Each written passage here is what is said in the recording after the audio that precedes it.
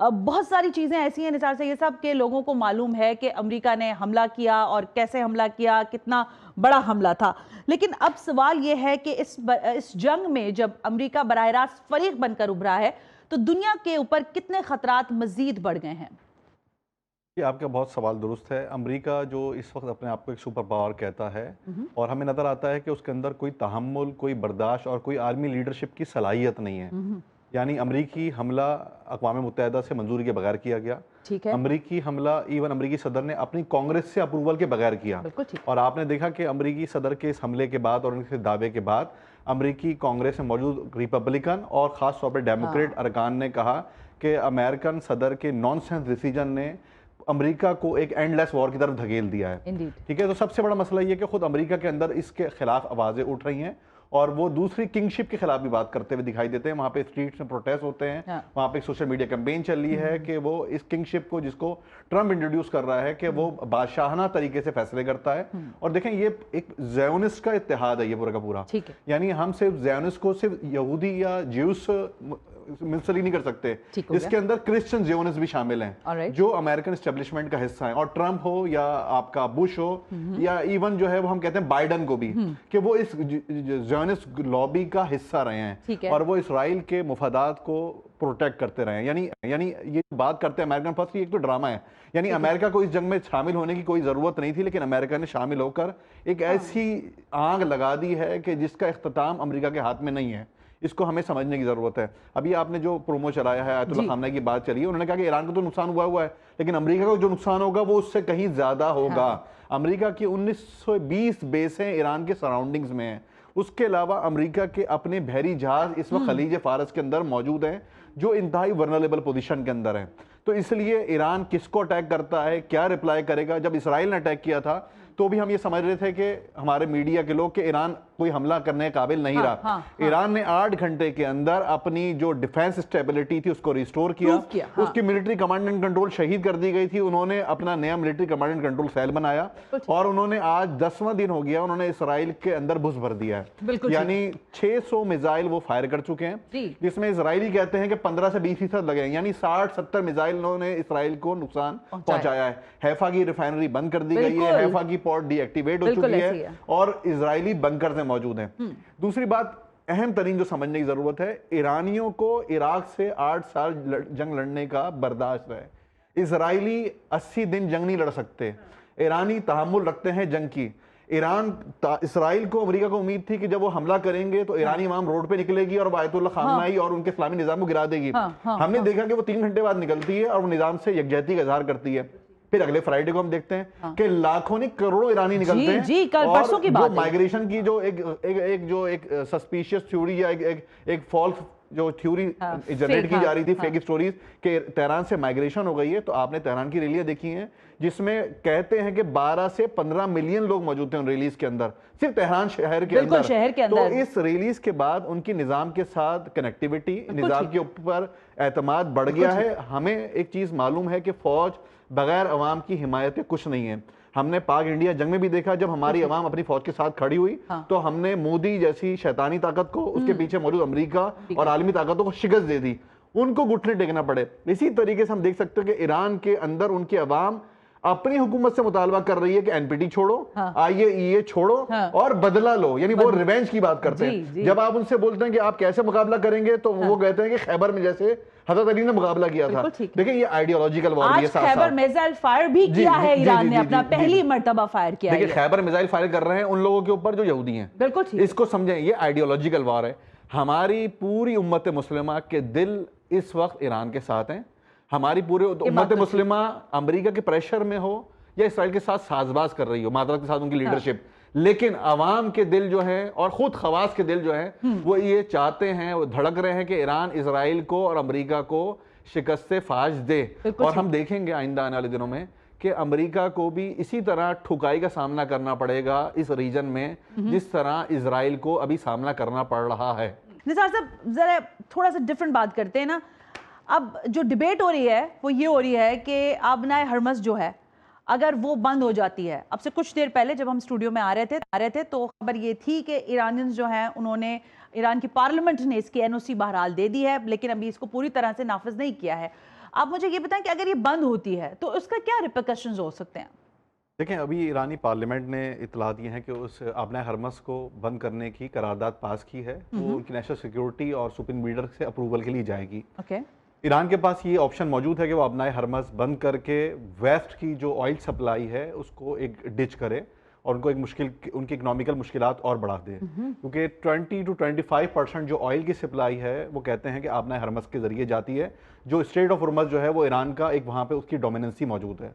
और अगर ये जंग अमेरिका ने बढ़ाने की कोशिश की तो आपको पास ईरान के पास एक और ऑप्शन भी है, और वो है यमन के जरिए बाब मंदब को बंद करने का, जिसके बाद जो है वो तकरीबन दुनिया के ट्रेड को 40 to 45% और इफेक्टिव हो सकती है, क्योंकि बाब मंदब के जरिए आप जो है मेडिटेरियन को, स्विस कैनाल की सप्लाईज को रोक सकते हैं। और वहां पे हौसीज ने ये साबित किया है पहले भी इजरायली लिंक्ड शिप्स को अटैक करके कि उनकी वहां पे डोमिनेंट मौजूद है।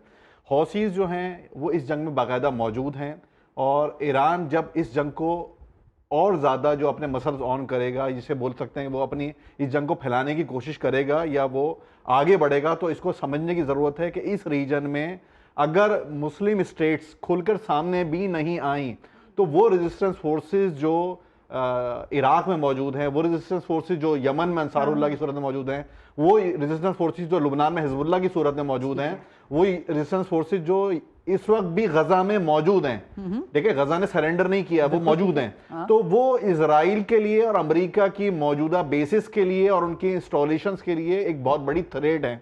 खुद ईरान अकेला बहुत बड़ी थ्रेट है उनके लिए।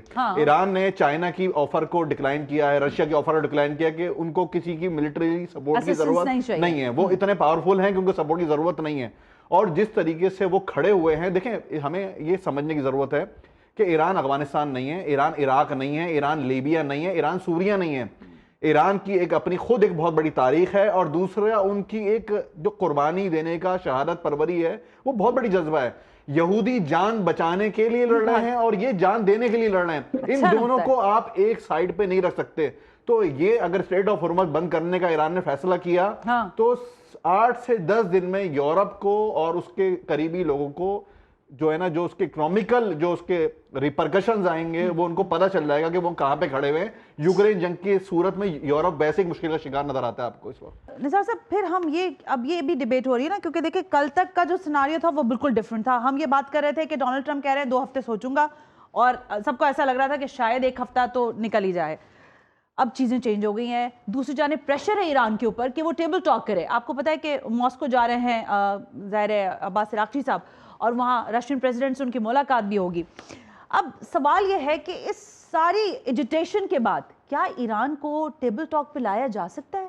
जी देखें, यूरोपीय यूनियन खास तौर पे मैक्रोन ने जो बात करी है उसको समझने की ज़रूरत है। वो चाहते हैं कि ईरान सरेंडर करे, मुकम्मल सरेंडर करे, यानी अपनी इनरिचमेंट ज़ीरो करे, जो भी 80% नहीं है, IAEA के जो रूल्स हैं उससे नीचे है। ठीक है। उसके साथ साथ वो चाहते हैं कि ईरान अपने मिसाइल प्रोग्राम को एलिमिनेट कर दे, ख़त्म कर दे। ठीक है, यानी ईरान एक बिल्कुल फारिग किस्म का मुल्क बन जाए और इनके आगे सरनगू कर दे। ईरान की लीडरशिप बिल्कुल क्लियर कर चुकी है कि वो सरेंडर नहीं करेंगे। उनके मकतब में सरेंडर करना नहीं है, शहादत है मकतब में। इसको समझने की ज़रूरत है। आप जिन लोगों से लड़ रहे हैं वो चेंज हैं, वो लोग नहीं है जिनसे आप पहले लड़ चुके हैं। ये बिल्कुल मुख्तलिफ लोगों से आप लड़ रहे हैं। ये आपके कल के हमले के बाद भी इन्होंने आपको सुबह मारा है। हाँ बिल्कुल, ठीक है ना। आपने फोर्दो को निशाना बनाया, B2 के जरिए नतंज को निशाना बनाया, इस्फहान को निशाना बनाया। उन्होंने बोला कुछ नहीं हुआ, कोई इनरिचमेंट की या न्यूक्लियर फैसिलिटीज में लीकेजेस नहीं आई। उन्होंने उसकी पहले ही प्रिकॉशन ले ली थी। दूसरी बात समझने की जरूरत है कि उन्होंने उसके बाद फौरी रिटेलिएट किया। इसराइल बोल रहा था कि हमने उनके जो अपना मिसाइल लॉन्चर थे तबाह कर दिए हैं। वो जब लॉन्चर दोबारा चले तो इसराइल को पता चला कि नहीं, कुछ तबाह नहीं हुआ, वैसे के वैसे इंटैक्ट हैं वो। जब उन्होंने 2 साल की जंग के हिसाब से मिसाइल बनाए हुए हैं तो लॉन्चर भी उसी हिसाब से बनाए हुए होंगे। वो मतलब एक लंबी जंग के आदी हैं। उन्होंने 45 साल, जब से रेवोल्यूशन आया है, 45-40 साल उन्होंने आपसे जंग की तैयारी करी है। आप उनके स्ट्रेटेजिक एनिमीज हैं, अमेरिका, इजराइल, क्योंकि आप उस निज़ाम को ख़त्म करना चाहते हैं कि जो आपके कैपिटलिज्म के लिए, आपके इस मादी सिस्टम के लिए चैलेंज है, वो जो आपके ग्रेटर इसराइल के लिए चैलेंज है। तो ईरान की तैयारी बहुत मजबूत नज़र आती है हमें। और आप देखें कि उनकी आवाम मोटिवेट है, उनकी फौज मोटिवेट है, उनका कमांड एंड कंट्रोल शहीद होता है, फिर वो खड़े होते हैं। टेबल टॉक देखिए ईरान सरेंडर नहीं करेगा, टेबल टॉक होगी ईरान की शराइत पे, इसको समझने की जरूरत है। ईरान यूरोप की कंडीशंस पे, ट्रंप की कंडीशंस पे मुज़ाकरात नहीं करेगा, ईरान सरेंडर नहीं करेगा। इसको मैं आपके प्रोग्राम में बोल रहा हूं, मैंने पहले दिन भी कहा था कि कोई अगर ये समझता है कि ईरान बो डाउन हो जाएगा, ईरान सरेंडर करेगा, वो नहीं करेगा। So what will be the next? I mean अगर वो नहीं करेंगे, एक कंडीशन है ना, एक जगह पूरा ताकत का देखें, रवादारी, जुर्रत, हिम्मत, आपकी लॉजिस्टिक, आपकी स्ट्रेटेजिक अहमियत, सारी चीजें अपनी जगह है, लेकिन एक बहुत बड़ा ताकत का तवाजुन यूरोपीय यूनियन है और फिर अमेरिका है। कैसे उसको देखिए कितनी देर तक सस्टेन करेगा ईरान? शायद ये क्वेश्चन। यूरोप कितनी देर सस्टेन कर सकता है, सबसे अहम बात ये ना, ईरान तो सस्टेन करेगा नहीं करेगा वो सेकेंडरी फेज है ना। यूरोप कितने दिन सस्टेन कर सकता है? स्ट्रेट ऑफ हुर्मस और बाब मंदब बंद होता है तो ईरान के या चाइना के नियरेस्ट कंट्रीज को मसला नहीं है। यूरोप की एनर्जी क्राइसिस और बढ़ जाएगा। यूरोप की एनर्जी क्राइसिस की रिसोर्स मिडिल ईस्ट से पूरी होती है, यूरोप की एनर्जी क्राइसिस की नीड रशिया से पूरी होती है। देखें ये ब्लॉक लड़ने जा रहा है। आप अगर अमेरिका और यूरोप अगर आएगा तो आप क्या समझते हैं बाकी ब्लॉक खामोश रहेगा? चीन खामोश रहेगा, रशिया खामोश रहेगा। ईरान इन सब की डिफेंस लाइन है, ईरान चीन की डिफेंस लाइन है, ईरान पाकिस्तान की डिफेंस लाइन है, ईरान रशिया की डिफेंस लाइन है। पाकिस्तान की इंडिया से जंग में चाइना अगर हमारे साथ नहीं आता तो चाइना को भी नुकसान होता है इक्वली। चाइना आया, इंडिया का सर नीचे हुआ, अमेरिका का इस इलाके में जो चौकीदार बनाने का मोदी का प्लान था वो फाश कर दिया पाकिस्तान ने, लेकिन पीछे गया था, चाइना ने आना पड़ा। इसको समझने की जरूरत है। ईरान अभी अकेला काफी है, लेकिन चाइना को, रशिया को, नॉर्थ कोरिया को और जो इस तरह के लाइक माइंडेड कंट्रीज हैं, इवन पाकिस्तान को जिस हद तक खड़ा हो सकता है उसके साथ खड़ा होना पड़ेगा। पहली बार आप देखें मुस्लिम कंट्रीज में डिवीजन थी, लेकिन उनका जो सिफारती रिलेशन है उन्होंने कंडेम किया इजराइल अटैक को। इवन आज सऊदी अरेबिया ने अमेरिकन अटैक को भी कंडेम किया है। ये बहुत पॉजिटिव साइन है, इसको समझने की जरूरत है। निसार साहब, अब ये वाली जो हम डिबेट कर रहे हैं इसको आप कैसे एनालाइज कर रहे हैं? क्या खलीज की जो बात असद कह रहे हैं आप उससे एग्री करते हैं, और अगर करते हैं तो फिर पाकिस्तान की भी अपनी एक स्ट्रेटेजिक पोजीशन है, कैसे देखते हैं? ब्लॉक्स की तकसीम या तरतीब कैसे देखते हैं? देखें ये एक बड़ी जंग ड्यू थी नई पावर्स की इमरजेंस के लिए, और ये बड़ी जंग बनती जा रही है। अमेरिका अपनी हेजमनी लूज करता जा रहा है। अमेरिका अब जो है वो सुपर पावर या वर्ल्ड पावर नहीं रहा। उसने कल बताया कि मैंने बम मारे और अल्हम्दुलिल्लाह मेरे जहाज भाग गए यहाँ से। कल आपकी ट्वीट पढ़े ट्रम्प की, तो उसका मतलब यही था, अल्हम्दुलिल्लाह तो मैंने लगाया। उसने बताया कि जान बचा के मेरे जहाज सेफली यहाँ से अब ईरान की एयर स्पेस छोड़ चुके हैं। तो ये अमेरिका वो वाला तो अमेरिका नहीं रहा ना जो बदमाशी कर सकता था इस तरीके से खुली। अभी वो अपनी पुरानी ताल्लुकात, रवाबित और ताकत के बलबूते पर अभी डिक्टेट कर रहा है, लेकिन वो अमेरिका नहीं रहा कि जिसको चैलेंज ना किया जा सके। वो अमेरिका नहीं रहा कि जिसकी बात कोई ना मान सके। चाइना इमर्ज हो रहा है, रशिया दोबारा अपने आप को उसने रिस्टोर किया है, वो यूक्रेन में फंसा हुआ है। लेकिन देखें ब्रिक्स से लेकर हम एशिया के ब्लॉक की ताकत को समझें। मोदी ने जो काम किया था वो इसलिए किया था कि वेस्ट की ताकत को रिटेन करवा सके। वो चौकीदार था। पाकिस्तान ने चाइना की मदद से वेस्ट के इस ख्वाब को नाकाम बना दिया, मोदी को शिकस्त दे दी। उसकी चौकीदारी का सिस्टम, उसको राफेल दिए गए, उसको S-400 दिए गए, उसको इंतहाई बड़ी मिलिट्री पावर बना के उसको पेश किया गया, और पाकिस्तान ने अपनी अवाम की मदद से, परवरदिगार के लुत्फ से उसको नाकाम बना दिया। सेम पोजीशन यही पे आपको यहाँ पे दिख रही है। ईरान को ये समझ रहे थे कि 8-10 घंटे भी सर्वाइव नहीं कर सकेगा, उसका जो रिजीम है वो टॉपल हो जाएगा। ईरान ने आज 10 दिन में इजराइल को मार मार के उसका भुरगस निकाल दिया है। देखें उसको, वो शेल्टर होम्स में है, वो इसके आदी नहीं है। वो 4-6 घंटे के तो आदी थे। उनकी बिल्डिंग गिर रही है, उनकी ऑयल रिफाइनरी गिर रही है, उनके मुसाद हेडक्वार्टर गिर रहा है, उनका इंटरनल आर्मी की जो सिक्योरिटी इदारा था अमान, उसकी इंटेलिजेंस का ऑफिस तोड़ दिया। तो वो तबाही का शिकार हो रहे हैं। अब वो फेक वीडियो चला रहे हैं हमारा हॉस्पिटल नुकसान पहुंचा दिया। आपने मिलिट्री इंस्टॉलेशन बनाई अवाम के अंदर है, वो तो मिलिट्री इंस्टॉलेशन को निशाना बना रहे हैं, वरना वो अब तक आपका बिन गोरियान को उड़ा चुके होते। ठीक है ना, उन्होंने आपके पावर हाउसेस को निशाना बनाया जब आपने उनके बनाया।